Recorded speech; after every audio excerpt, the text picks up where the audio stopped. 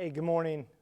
For those of you that don't know me, I'm Command Sergeant Major Bradford, and I'm going to speak to you all today in reference to effective writing for evaluations. And then we're also going to move into the centralized NCO board process and what that means and how these two topics blend into each other. So I'd like you to sit back, relax, think of some questions that you may have because effective writing, effective communication, and how we're moving as a non-commissioned officer corps in selecting our NCOs through the new evaluation process, board process, is critically important to understand. So with that, sit back and let's begin the training. Climb to glory. All right, we're going to talk about the centralized NCO Evaluation Board process. And so what I'd like to do before we start is get everybody on the same sheet of music, and that's understanding terminology and getting away from saying promotion boards. So promotion boards are a thing of the past, and now we will, the proper terminology is an evaluation board. And we'll speak more to what that evaluation board means, because it does have the potential for a promotion, but this board will be more than just a promotion board as we historically have done. So to just kind of go over a quick overview and bring everybody kind of up to speed on where we're at and why we're moving in this direction. So, last April, the Secretary of the Army, signed a directive that, in reference to the talent management effort, shifts the archaic time-based management policies and practices to a merit-based system. So, previously, and we'll kind of talk about this, but previously, those soldiers, when we had a promotion board, there was always an OML. That OML was kept close hold, but once that OML, when the board members were done voting, that OML was shifted from, truly the best of the best. It was then shifted to based off of your data rank. So when you got issued a sequence number and you were sequence number 1 and you walked around and thought, man, I'm the best 42 Alpha in the United States Army, the reality was, no, you're just the oldest because it was based off of your data rank and not based off of how you boarded out in the OML. So the way we're moving forward to a merit-based is truly whoever is that number 1 for that CMF is truly the person that boarded the best, had the best record within their CMF. And that's where the Secretary of the Army directed that we move to. And why are we doing that? Well, so just some reasons why. It absolutely improves readiness. It improves the flexibility to changing requirements through all grade plates from E7 to E9, and soldier loss, soldier losses that we have due to behaviors, or there's reduction in grade plates or skill imbalances. And I'll give you an example. A couple years ago for my CMF, I happened to be a 42 Alpha. So a few years ago, the Army requirement, the Army only required 3 people. They only needed 3 Sergeant First classes in my particular CMF. So the promotion board came out, the board results were released, and 3 individuals were selected to the rank of Sergeant First class, because that's what the Army needed. They programmed, they had developed a select objective of what they needed. The problem in that is the 3 individuals that were selected, 1 ended up getting kicked out of the Army, 1 put in a warrant officer packet, if I remember correctly, and I think the other one declined promotion or ETS from the Army. So the Army had programmed and selected 3 individuals that they needed. Well, then those 3 individuals didn't fill those requirements. And so they didn't go back to the board process and look at the OML and pick up 4, 5, and 6 and then say, hey, congratulations, you're going to get picked up. Instead, the Army then the following year knew they needed 3, and then they projected They needed however many more for the following years. And then they selected, we had a selection rate of almost 90%. And so in different CMFs, we have fluctuated like that over and over again because we're constantly moving, trying to chase a moving target. And so as requirements change, we build new brigades. Well, we need, more people promoted. Or we downsize. Well, now we don't need as many. And the previous system of selecting NCOs allowed for grade plate imbalances. And we see that today in our current formations. And so moving to this evaluation system will help us alleviate that. It will allow flexibility and react to the changing requirements, and it will allow us, it will allow the Army to go back to that OML and say, yes, we need 5 more people, or we need 6 more people to be X, Y, and Z, which is something under the old system it didn't allow. It's going to improve professional development. An informed merit base is going to inform the proper scheduling for NCOES, for SLC, MLC, Sergeant Major's Academy, and it's going to be to those that are the qualified as the best qualified NCOs for promotion. So those soldiers that we're sending to NCOES in accordance with the STEP program are the soldiers that we're going to end up selecting that are actually going to end up getting promoted. And they're going to be the first ones to go to school. So this is another thing of why getting that notification of your NCOES attendance is absolutely critical that you go to it in the future, and that we're not putting in unnecessary deferments because it will have a dramatic impact on the individual soldier's career path. It will delay their promotion, and more importantly, it's going to affect the health and welfare of not only their soldier but also their families. It's going to improve leader development. It's going to help with informed assignment decisions, CSM appointments, broadening assignments, key development assignments, some nominative eligibility going on some of those black book assignments. Those are all going to be determined based off of how well an individual boarded during the evaluation process. And ultimately it's going to improve the professionalism of the non-commissioned officer corps. It's going to maximize the potential for our people to employ NCOs to the maximum effect. It's going to continue to service and inform requirements of performance. It's going to enforce the perform or out. It's going to ultimately, it will eliminate retention control points in the future, denial of continued service for non-performers, and it's going to incentivize your continued contribution to the United States Army.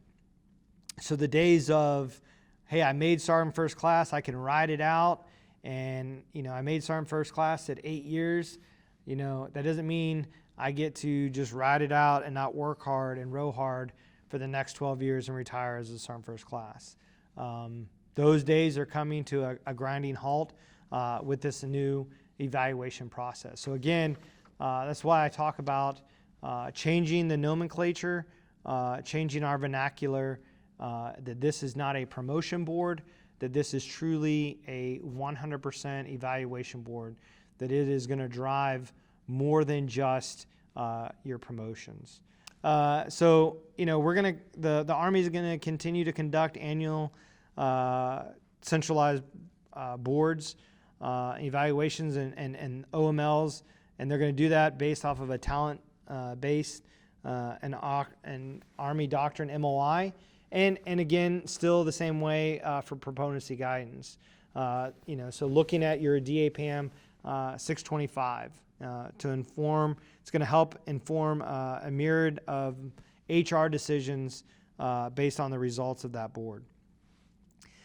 So typically, as of right now, and boards are shifting due to requirements changing due to environmental changes, operational environment.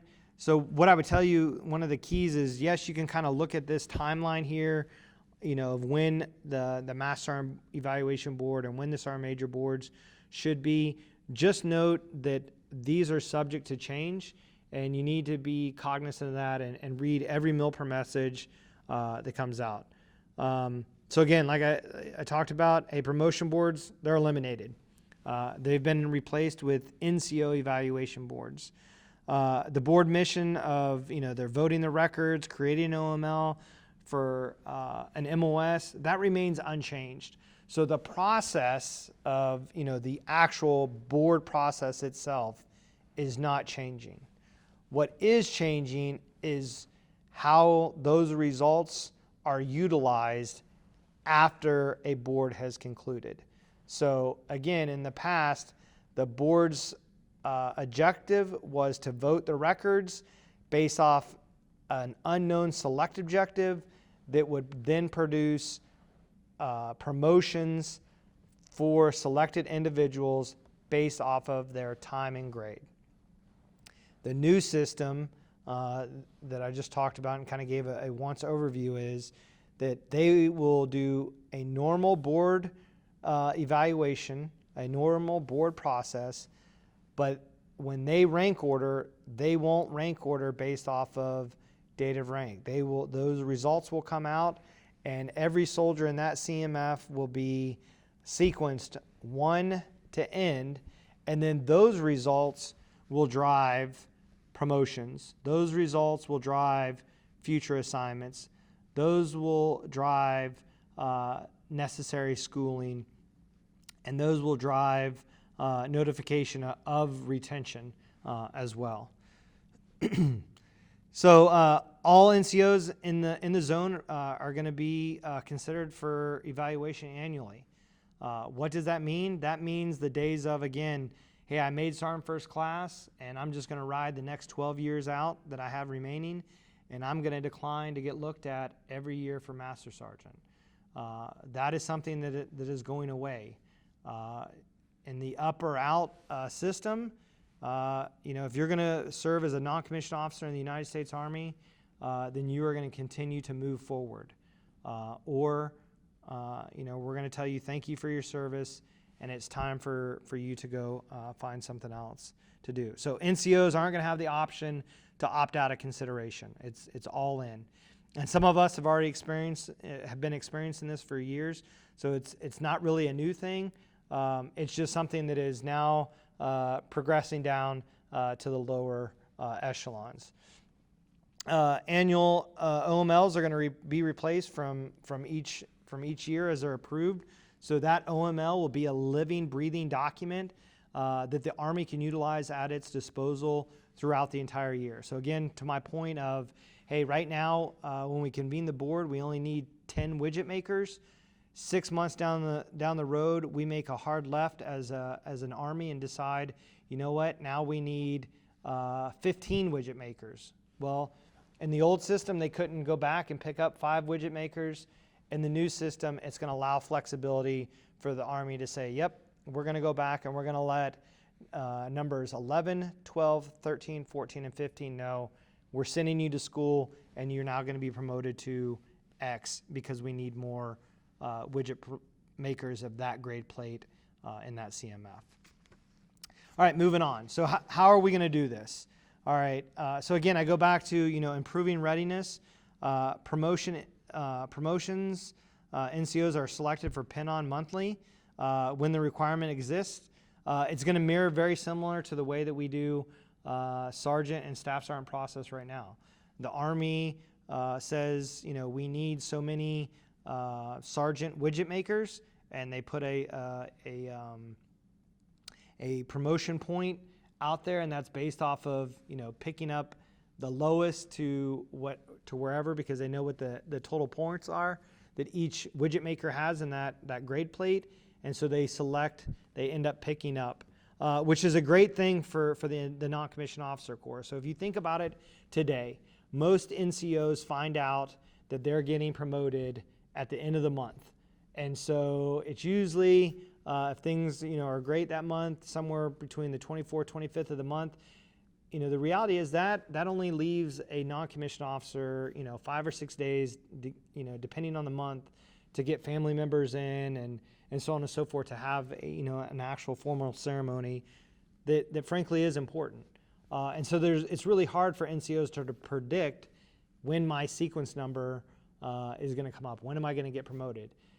Officers kind of have the ability to know, hey, I rank here, and I'm probably going to get promoted on or about this month, and that allows some predictability for the officer corps. And so I think this is going to be a great thing on the NCO corps, because it will provide us a little bit of predictability.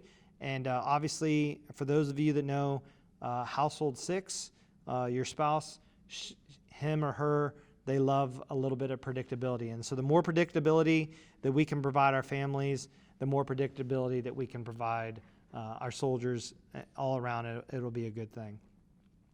HRC is going to publish a quarterly anticipated demand that goes back to, again, what I was just talking about predictability by grade plate and by MOS. And that's going to be something that you'll be able to find on the HRC website. NCO selects, they're going to be fully qualified. They're going to be in good standing to go to PME. So being fully qualified is where you want to be when the results come out.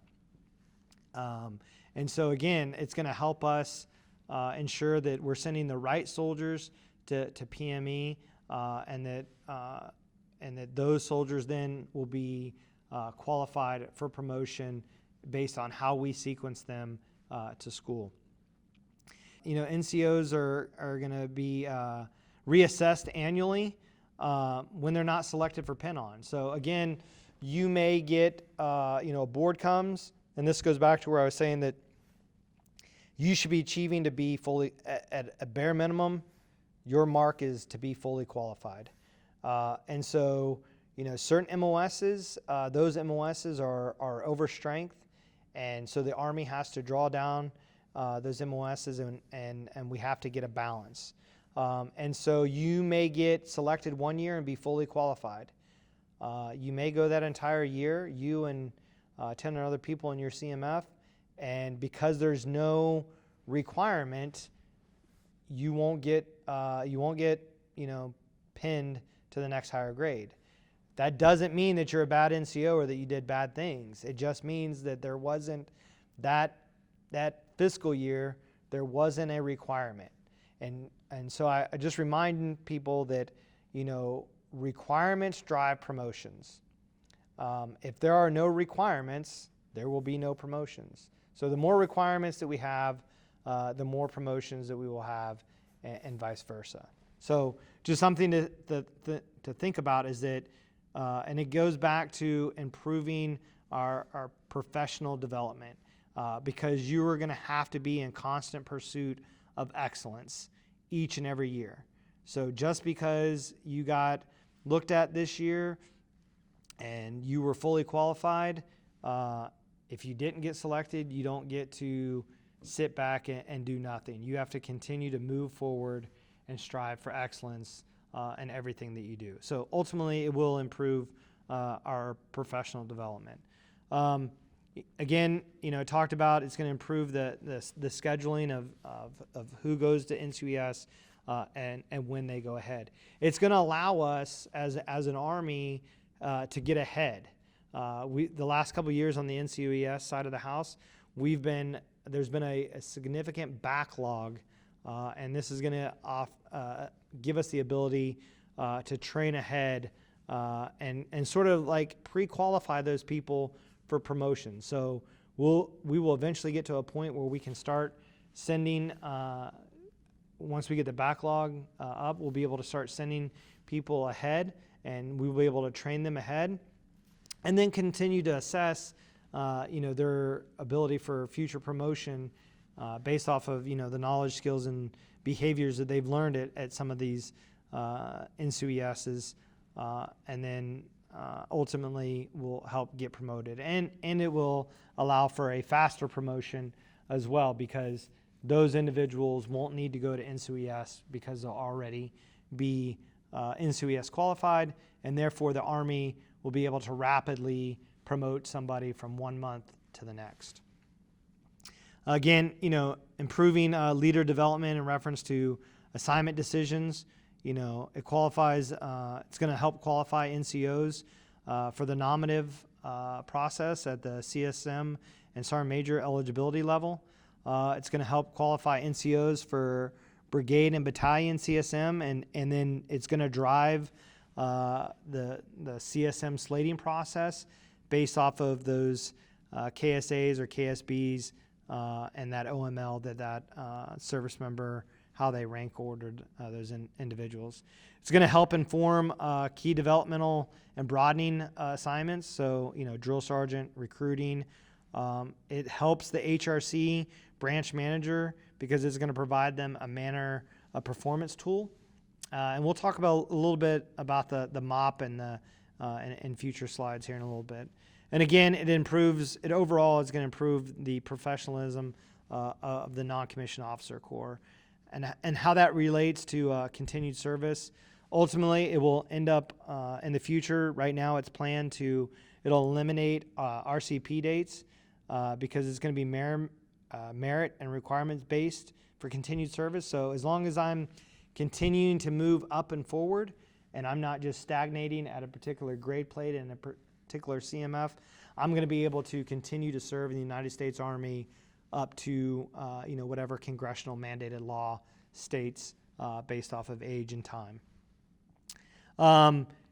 It's going to notify soldiers. You're going to get your notification. Hey, you're not fully qualified. You're going to get put on notice.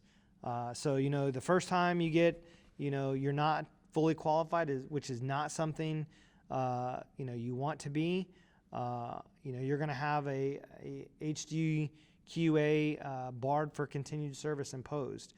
And that is that's your first wake-up call opportunity that, hey, I've got to get my stuff in order, and I've got to start improving, and I got to move forward. So a year will come by. So that next year, hopefully you've adjusted, you've adapted, you've overcome as a non-commissioned officer, and now you're fully qualified. Okay, you don't have to worry about. But if you get a second consecutive, not fully qualified in your grade, well, now you're going to be denied for continued service. And so on or about the first day of the 7th month of the Army, you're going to be separated from the United States Army. And we're going to thank you for your service, but it will be time for you to move on and go do better, bigger and better things. It's going to help with the QMP decisions. If the majority of the vote is a 1, you're going to be not qualified. And then it will also help for future if we need to do QSPs. Because again, remember QSPs were a force modernization board to reduce, not based off of doing bad things, but based off reducing and balancing a particular CMF. So let's kind of dive into the actual evaluation board. So it's going to be, again, I said this before, but it's going to be conducted annually. Again, there's a base that has been built for the Army right now, and things are changing. Even as we build this production, this video right now, things are changing. So what we're giving you right now is what is in effect today, where we're moving forth today. I would just ask that as non-commissioned officers, you remain flexible, remain knowledgeable, and make sure that you're paying attention to future MILPER messages that will define things a little bit further. So as of right now, NCOs that have 18 months time and grade, they're going to be looked at. That does not mean that 18 months is it and I'm fully qualified and I'm going to get selected to X, Y, and Z. 18 months is the band, the marker of where we're going to start looking at a non-commissioned officer. So a non-commissioned officer in each grade plate is going to have at least 18 months required time and grade to be considered. Again, right now, Staff Sergeant records are going to be sometime in February. Sergeant First Class is going to be in November. Master Sergeants and First Sergeants are going to be sometime in May. And Sergeant Majors are going to be in August. Again, I just remind everybody that this is subject to change. As our operational environment changes daily, the Army will adjust accordingly. The board's mission isn't going to change. It's going to be to evaluate records and creating the OML.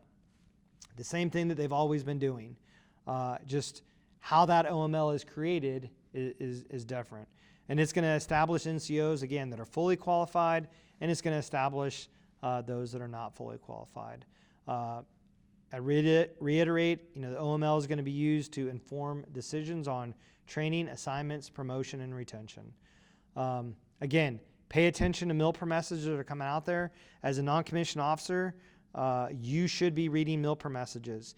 If you're sitting back and waiting for your S1 to get the MILPER message, send it out to you, you're a day late, $1 short. You need to be driving towards the excellence marker every single day, and that's with you staying informed. So again, and the Army Career Tracker it's going to tell you where you rank on the OML compared to others in your CMF. So all the Sergeant Majors, we went through this last August. The next board that's getting ready to happen will be the Master Sergeant, First Sergeant evaluation process. And those individuals will be able to go on to act and understand where they sit in their OML. And so for every Sergeant Major in the United States Army this last year, we went through this process. We were able to go in to our career tracker, and we'll talk about that, and I'll show you some slides and some future slides of what that looks like when you go in. But let's move on to the next slide, which is actually creating the OML itself. So as you can see, and those of you that are familiar with the board process, and if I can have you kind of look over at the left hand, orientate you to the left, the board word picture, right? So the most qualified soldiers, those are the ones that they're the 6+, and that panel votes, and there's typically, the panel makeup is, 5 people comprised of sergeant majors, lieutenant colonels or colonels, and command sergeant majors, depending on, which grade plate the board is. But they all are going to vote, all right? And they vote, and they're, the best performers are getting a 6. The worst performers, the ones that we're saying need to be QMP'd at the very bottom, they're at that 1. And then, even the 2s, they're not fully qualified for promotion. Those are the ones that, again, are going to get notified, hey, you missed the mark on this board, and you're being notified that you are not qualified for promotion. So so the records go through, they vote, and based off of the voting members, they have a composite score. So if you orient yourself to the right there, the order of merit. So, as you have your order of merit that's established there, your top performers, there's a cut line, which is, that average of 3. Everybody has to receive an average of 3 or above to be considered fully qualified by the voting members. And so that's going to give them a raw composite score of 15 minus or 15 plus or whatever that looks like. And then the line will be drawn as it's depicted here. Those above will be notified you are fully qualified for promotion. You have the potential to get promoted over the course of the next year. And those that fall below the cut line, well, those are the soldiers that will be notified that they're at risk for continued service. So board members, they continue to vote each file, assigning a score, like I just said, of 6 being the best and 1 being the least, with plus or minuses, which help define and separate the best of the best, because not everybody can be the same, right? Again, average vote is not less than 3 to be fully qualified.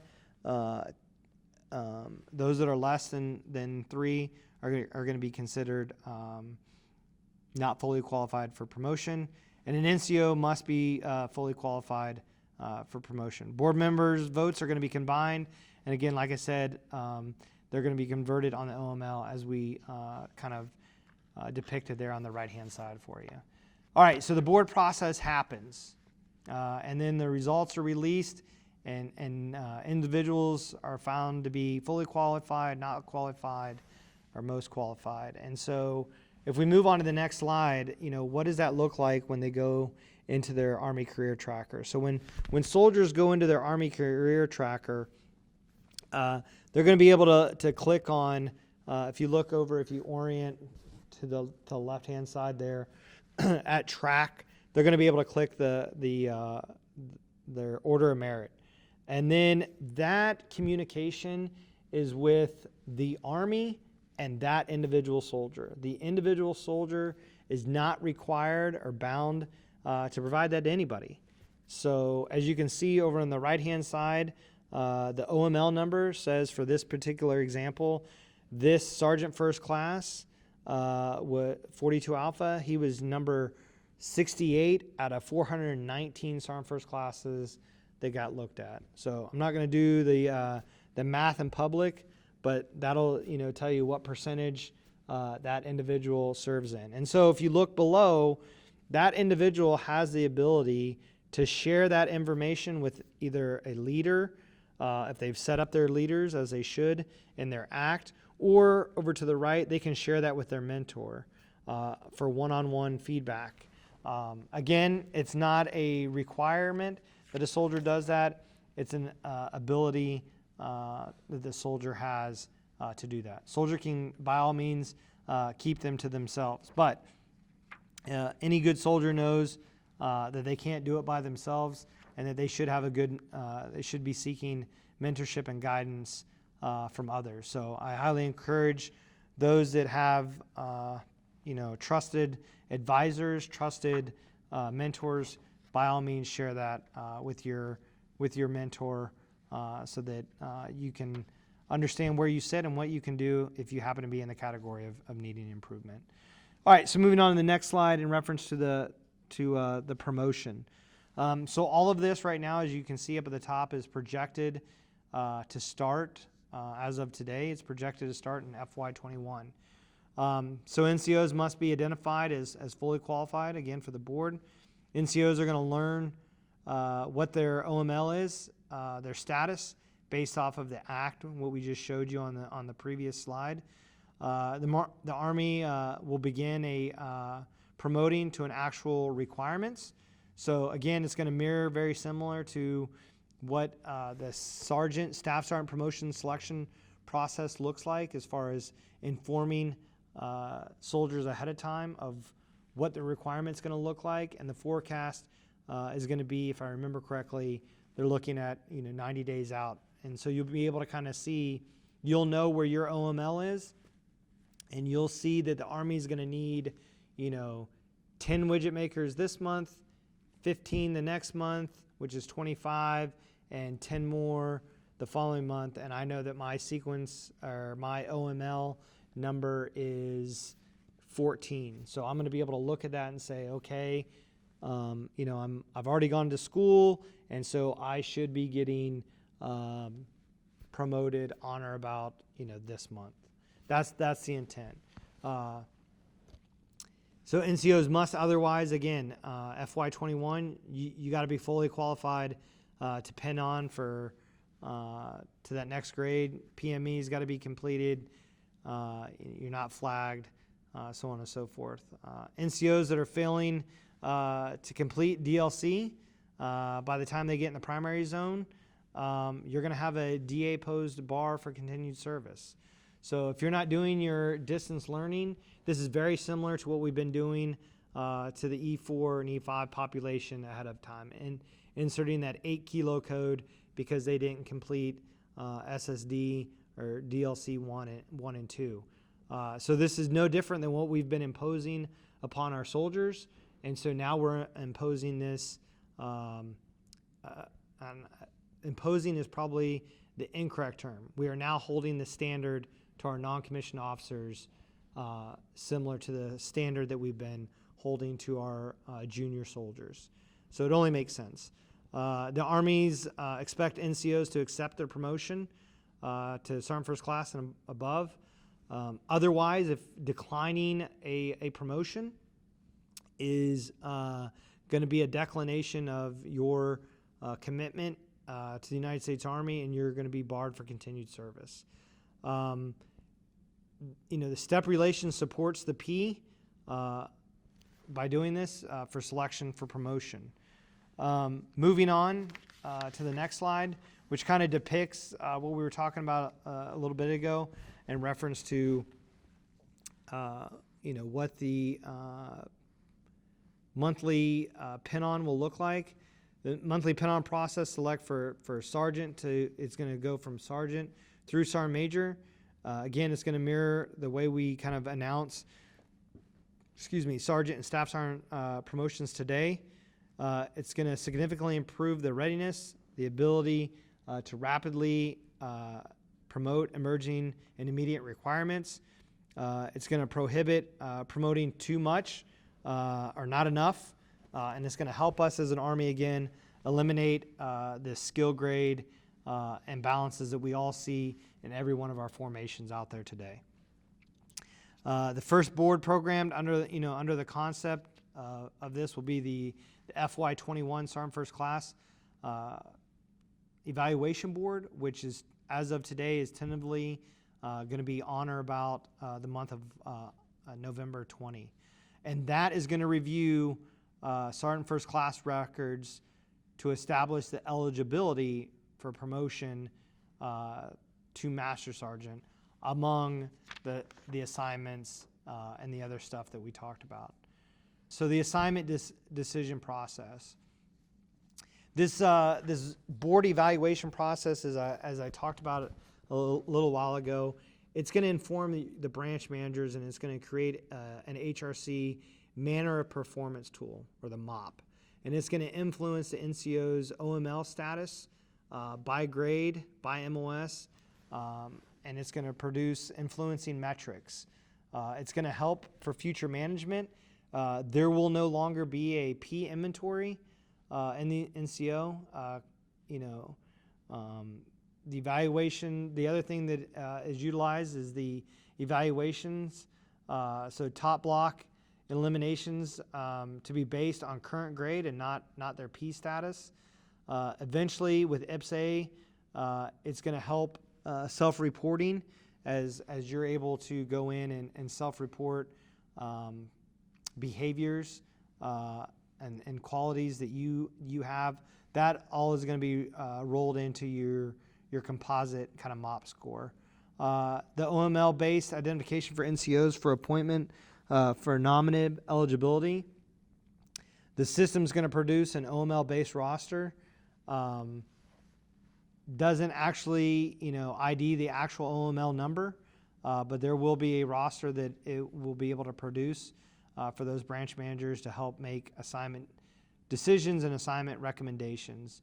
It's going to be queryable, to be able to figure out, who's fully qualified, and so on.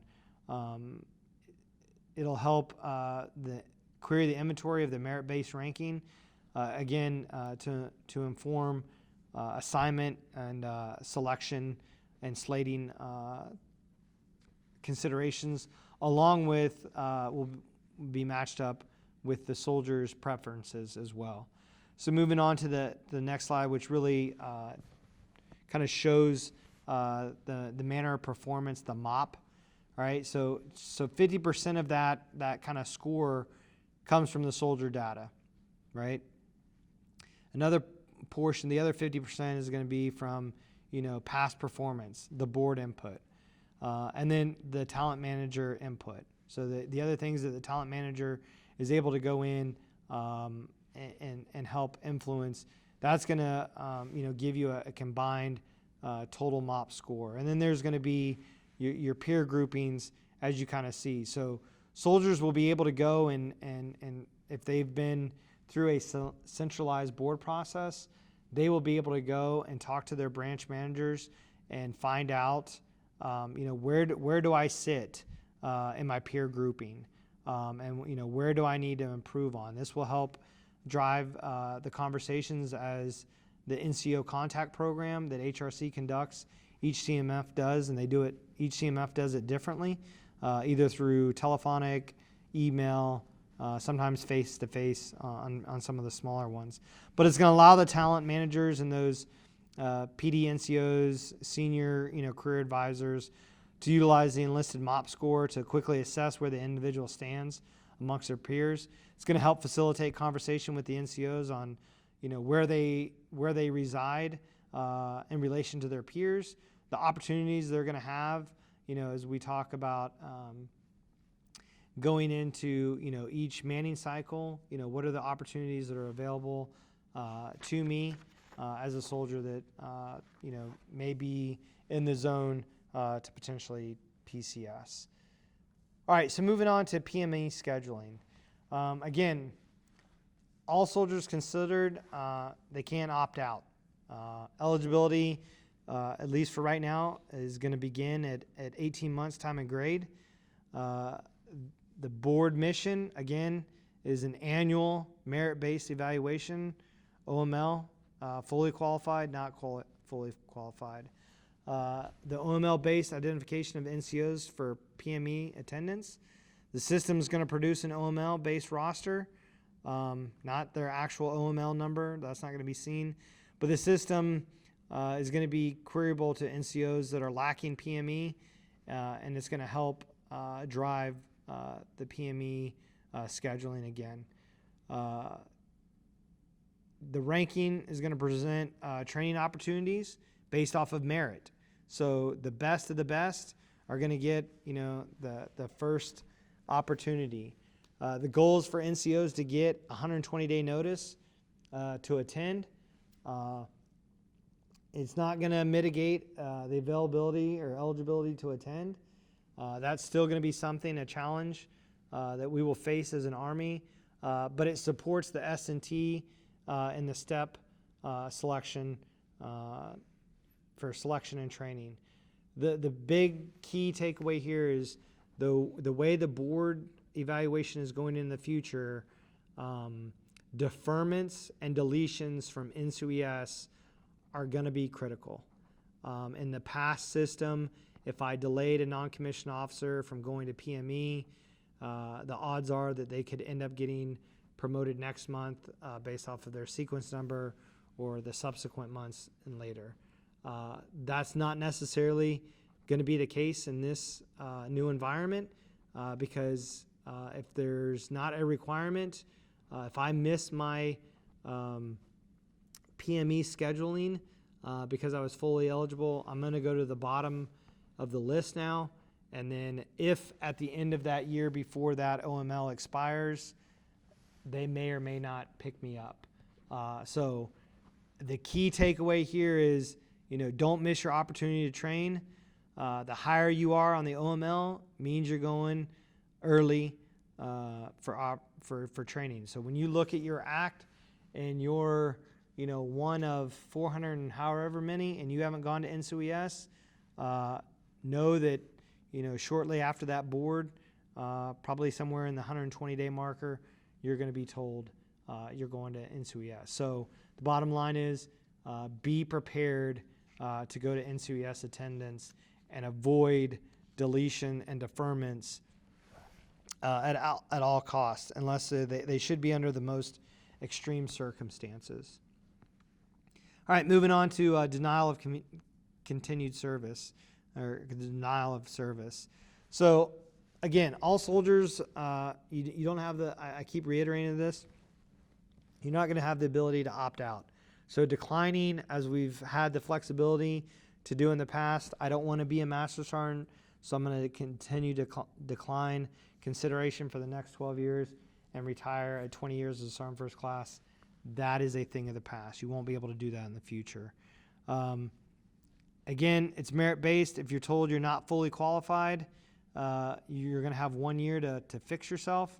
And then the following year, if you get a subsequent not fully qualified for promotion, you're going to be asked to exit stage left. Again, it's going to help drive the QMP process. Not qualified NCOs first time, you're going to be informed through your chain of command of substandard performance, and then the second time you're going to get you're put on notice, and the second time you're going to be given a date of separation, and there's going to be no appeals due to the process afforded that you're given at the first time. So there's not going to be an appeals process to your second time notice, because you're going to be told a year out, hey, if you don't adjust and do a course correction, you are going to ship out of the Army. And so when you get that subsequent, God forbid, second notice, you're not going to have the ability to appeal it. All right, moving on. Voter feedback is something that we don't necessarily have right now. And this particular piece is not expected to be out until a little while into the future. But what will end up happening, this particular piece came from voter feedback from the sergeant majors that we all just went through the board process in August of 20.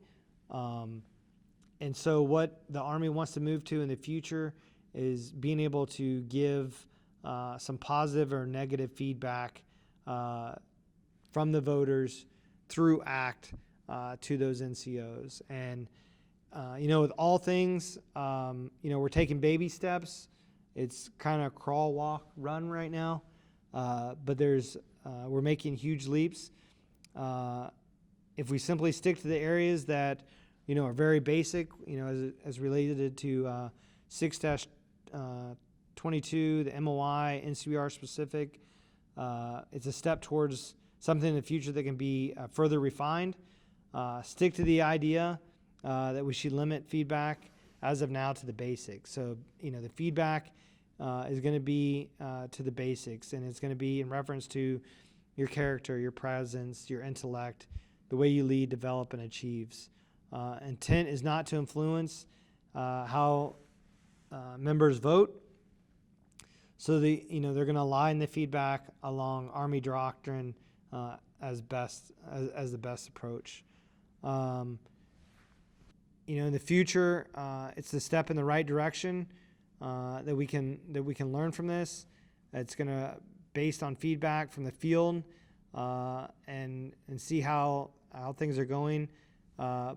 But I would just tell you that as feedback comes out on these boards and within your cohort or within your areas of influence, if you're asked to give feedback, on this process, by all means, please do. There are things that are changing every day, and this process is being developed kind of as we go. So as all non-commissioned officers, we have to remain flexible and adaptable to an ever-changing environment. And so with that, we'll move on to the next slide, which is the desired end state. And as you can see here, these are the desired end states phased over the next year or so.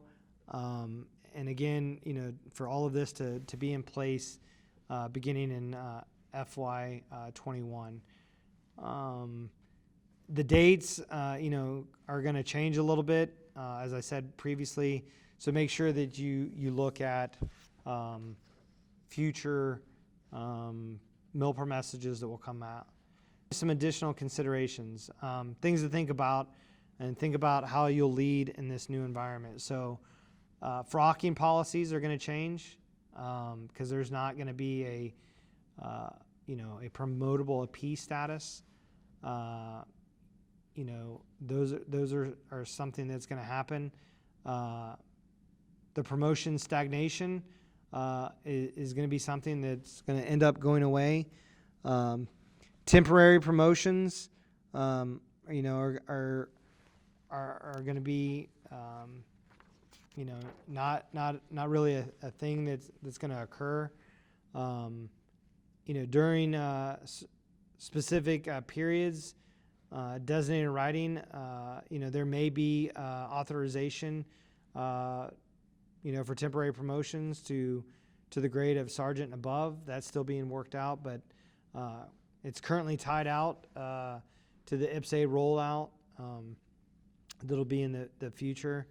And then if you look at kind of the key takeaways on the following slides, ultimately this is what the Army intends to accomplish over the next few years with the evaluation process. So I'm not going to bore you by reading through each one of these 17 items listed on the next 2 or 3 slides, but these are the key takeaways that every leader needs to understand in reference to the evaluation, the Centralized NCO Evaluation Board process.